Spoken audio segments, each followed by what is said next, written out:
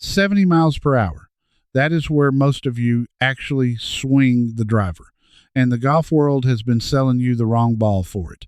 You have been buying the same ball the tour pros play, $55 a dozen, maybe more. And here is the part nobody tells you at the counter. That ball may be robbing you of distance on every single tee shot. I know, because I bought it. For years, I paid top dollar for the premium tour ball, convinced it was worth every penny, convinced I was too smart to be fooled. I was wrong. I was the exact guy the marketing was built for. By the end of this, I am going to show you the ball that fits a 70, an 80, and a 90 mile per hour swing. I will name every model.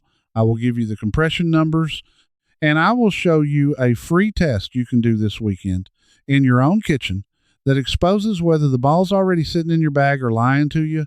You do not have to buy anything new to use it. Let me take you back to the round where it finally cracked open for me. It was a Saturday, maybe 4 years ago, and I was standing on the first tee with a fresh sleeve of the shiniest, most expensive golf ball money can buy. My buddy Ron, who is 71 years old and swings the driver about as hard as a screen door in a light breeze, pulls out this soft, cheap-looking ball he bought in a giant box. I laughed at him. I actually laughed because I believed deep in my bones that my expensive ball was going to fly past his by 20 yards. It did not. Round after round, hole after hole, his ball was right there with mine off the tee, sometimes past it. And this man was playing a ball that cost him less than a fourth of what mine cost. That was the splinter in my brain that I could not pull out. That was the beginning of the end of me trusting the label. But it took me a long time to understand why, because the story the industry tells about golf balls sounds so reasonable. That is what makes it so effective. Here's what I believed for the better part of 20 years. I believed the premium ball was simply better. Better materials, better spin, better everything, and therefore better for me. I believed that if the best players on earth trusted it, a weekend player like me should too. And I believed the single dumbest thing of all, which is that a more expensive ball automatically travels farther. None of that is how a golf ball actually works.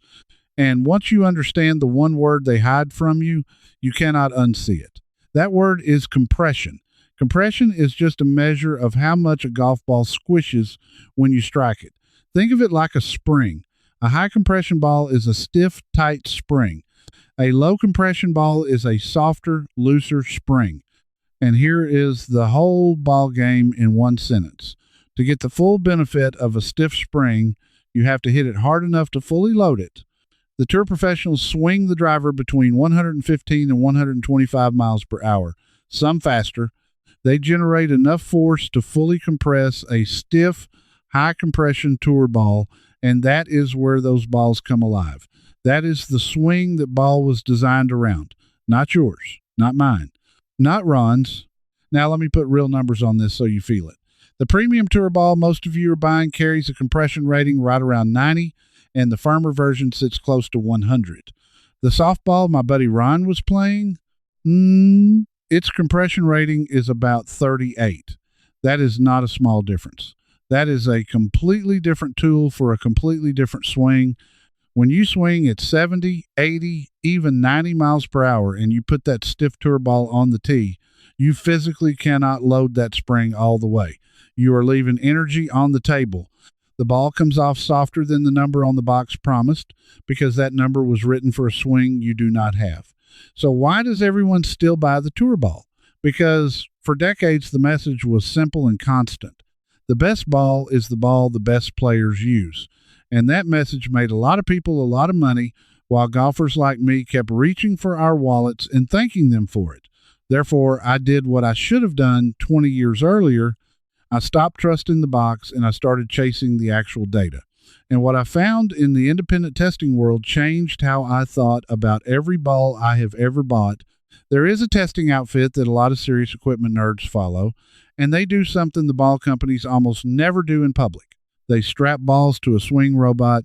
They set that robot to real amateur swing speeds, not tour speeds, and they measure everything: ball speed, launch angle, spin, carry, total distance. Dispersion, which is just how tightly the shots group together. And here is what jumped off the screen at me when they ran the test. At slower real world swing speeds, the premium tour ball was not the longest ball, not even close to a runaway winner. At those moderate speeds, the distance spread between the most expensive ball in the test and a soft, cheap two-piece ball was often just a few yards. In some tests, the cheaper ball actually carried farther off the driver because it launched a touch higher and spun a touch less, and less driver spin for a slower swinger means the ball holds its line instead of ballooning up and dying. Let me say that again slowly, because this is the part that cost me real money for real years. At a 70 to 90 mile per hour driver swing, the $55 ball and the $22 ball travel almost the same distance off the tee. Sometimes the cheaper one wins.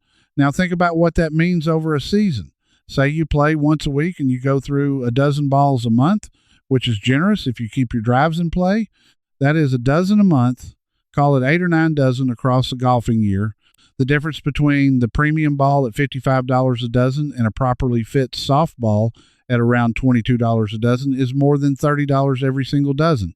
Across a year, that is nearly $300. Across 10 years, that is thousands. Thousands of dollars I handed over for a few yards I was never even getting. But then I got focused, because if the tour ball is the wrong tool, I needed to know the right one. So let me hand you exactly what I wish someone had handed me. The real ball for your real swing. Let me start with the 70 mile per hour swing, because that is where a huge number of us live, especially once we cross 60 years old and the driver speed starts drifting down whether we like it or not. At 70 miles per hour, you want the softest, lowest compression ball you can find, something in the 35 to about 50 compression range, because that is the spring you can actually load. The one Ron was beating me with is a soft ball with a compression around 38 that sells for right around $22 a dozen. There is another very soft option that sits near 45 in compression and runs even a little cheaper. And there is a soft feel ball from a Japanese maker, also in that gentle compression range, that a lot of slower swingers swear by for how it comes off the putter.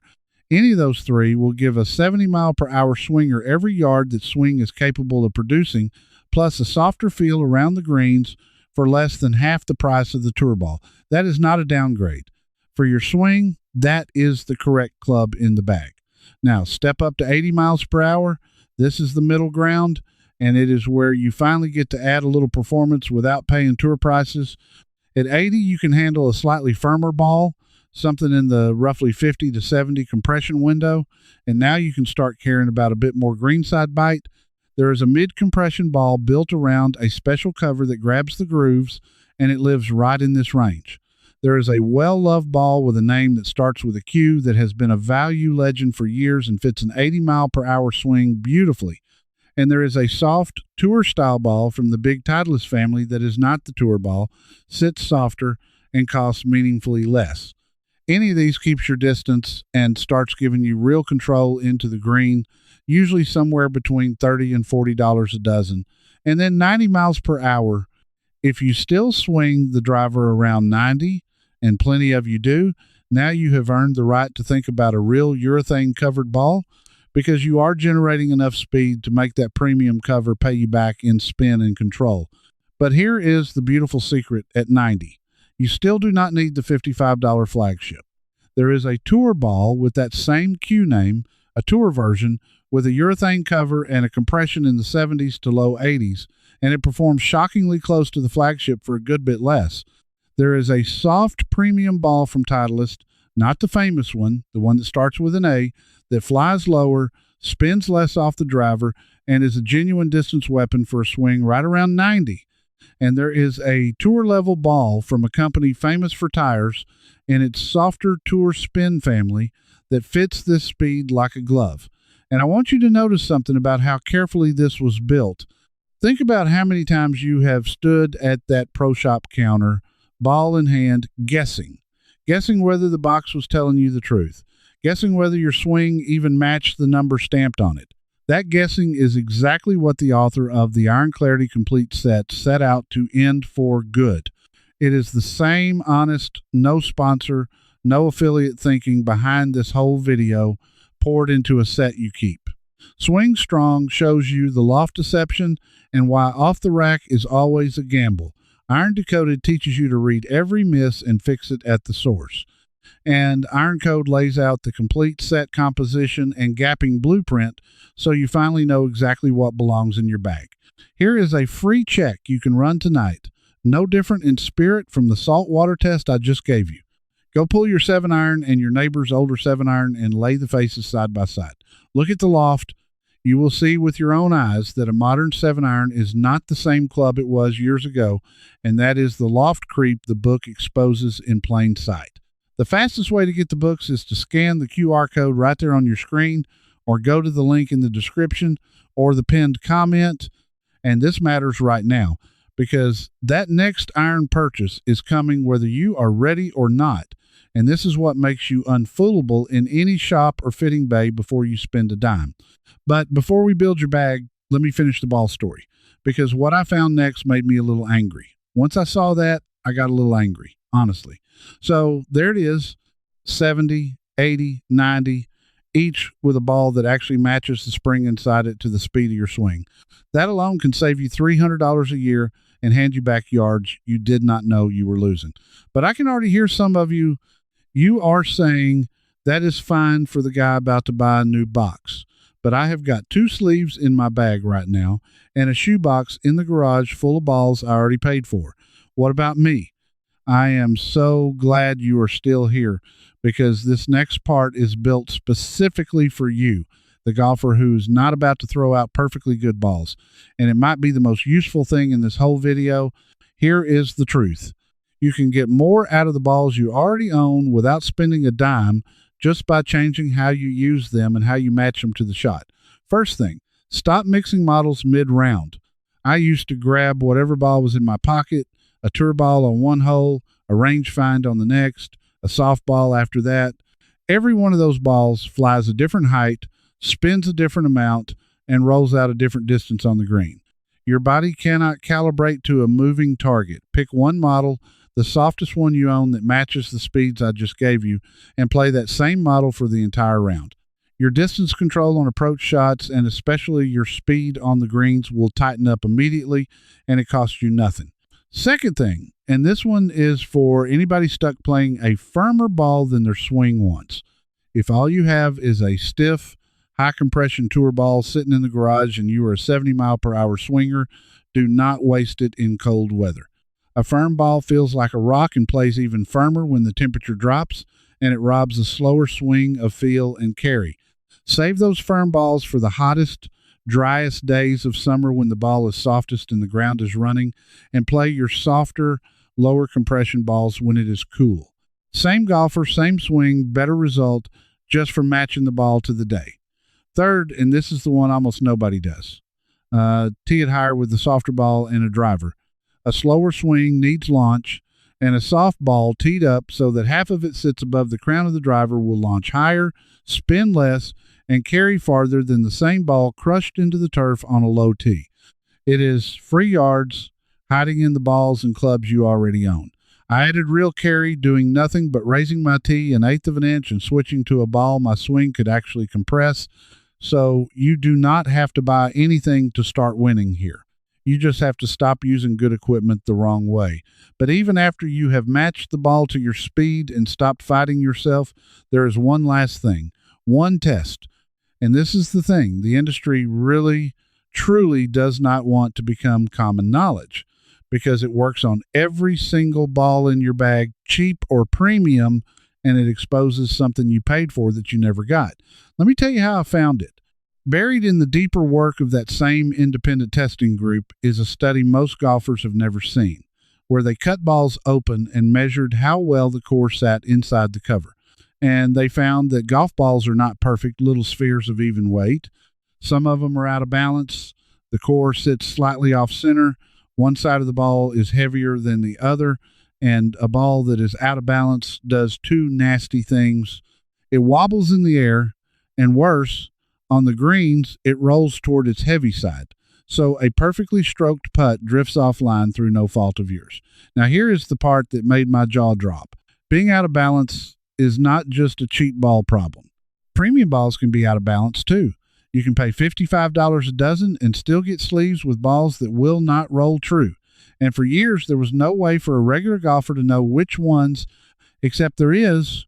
It is old, it is nearly free, and the ball companies have never once put it on the box. Here is exactly how you do it this weekend. Take a tall glass or a bowl, fill it with warm water.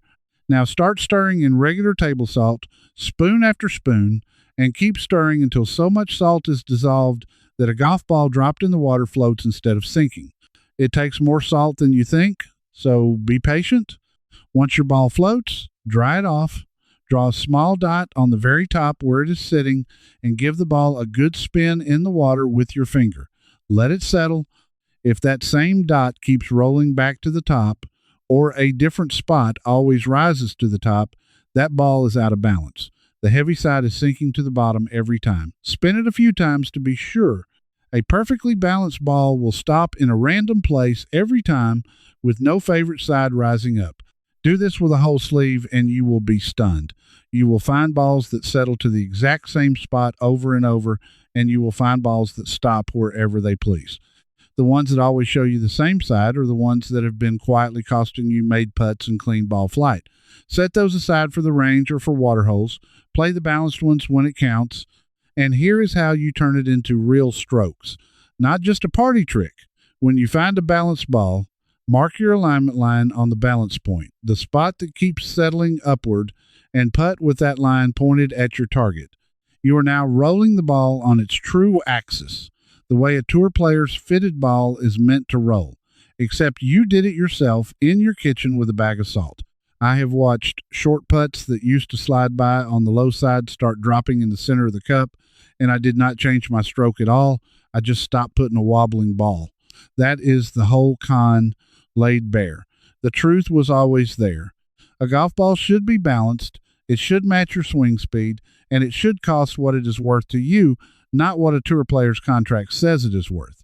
That truth got buried under decades of the best ball for the best player, so that golfers like me would keep reaching for the shiniest box on the shelf, but a few stubborn people with a swing robot and a bag of salt kept the real answer alive. And now you have it too. So let me leave you with the thing I wish I could have told the guy standing on that first tee 4 years ago, laughing at my friend's cheap ball. You were never buying distance. You were buying a story, and you were paying full price to be the last one to hear the truth. You are not the golfer who keeps handing over $300 a year for a few yards that were never there. You are the golfer who tests it, who checks the compression, who floats the ball in salt water and trusts what he sees over what the box says. That is a smarter player than I was for 20 years, and you got there in one sitting. Now, I want to hear from you. Tell me your driver swing speed, 70, 80, or 90, and tell me which ball you have been playing.